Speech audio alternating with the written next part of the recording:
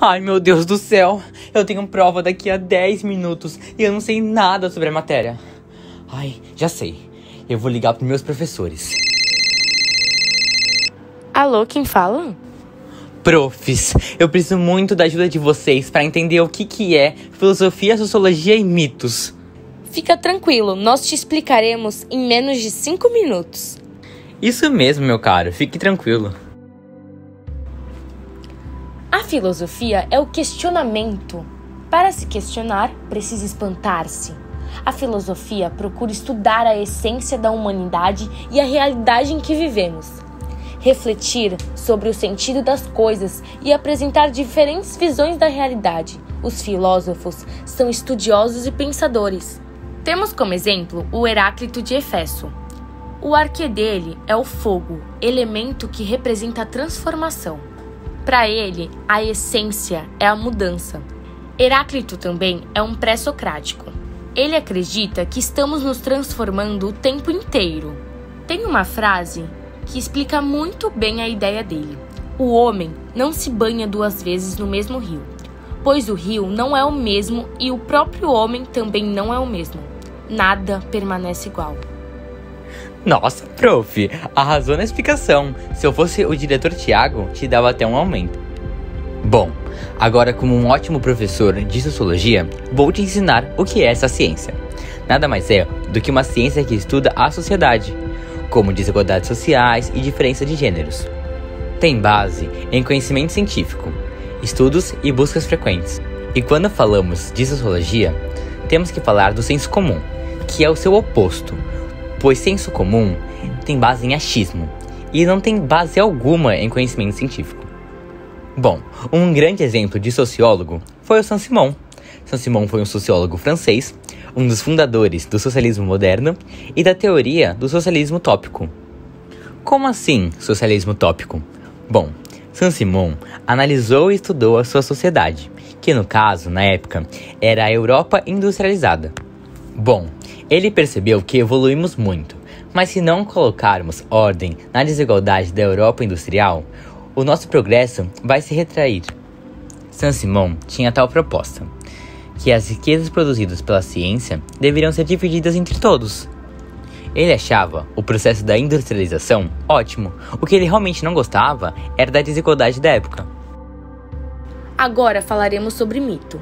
Mito é uma narrativa fantástica que possui o objetivo de explicar a origem de tudo aquilo que existe e é considerado importante para um determinado povo. Vamos falar sobre o mito de Narciso e Eco. Bom, Narciso, pensa em um homem lindo, o mais bonito de todos e também o mais metido. Todas as mulheres eram apaixonadas por ele e Narciso ignorava todas. Até que um dia, uma ninfa chamada Eco se apaixonou por ele. E, obviamente, ela foi rejeitada. Eco ficou furiosa. Então, pediu para a deusa da vingança, Nêmesis, que jogasse uma maldição nele. Que Narciso se apaixonasse com muita intensidade, mas não consiga possuir sua amada. Peraí. Congela. Guarda essa informação. Porque agora temos que falar sobre Eco, aquela ninfa que apareceu na história do Narciso. Bom, Eco era uma ninfa muito bela e tagarela. Foi uma das ninfas que acompanhou a deusa Hera quando se casou com Zeus. Mas Zeus era infiel e se divertia com algumas ninfas. Eco ficou responsável de distrair Hera para que ela não suspeitasse. Mas quando a deusa descobriu, desceu à terra e foi atrás de Zeus. Eco, para despistá-la, começou a falar muito. A deusa Hera, furiosa, jogou uma maldição em Eco, aonde ela só poderia repetir as últimas palavras que alguém dissesse a ela. Eco, então, muito chateada por não conseguir falar, se escondeu no fundo de uma caverna. E é por isso que se você for em alguma caverna hoje em dia e gritar "Oi!", Eco irá responder "Oi, oi, oi". Narciso, então, enquanto caminhava, parou para beber água na fonte. Se deparou com seu reflexo, que no mesmo instante se apaixonou. Ficou dias falando com seu reflexo. Eco, angustiada dentro da caverna, querendo alertá-lo.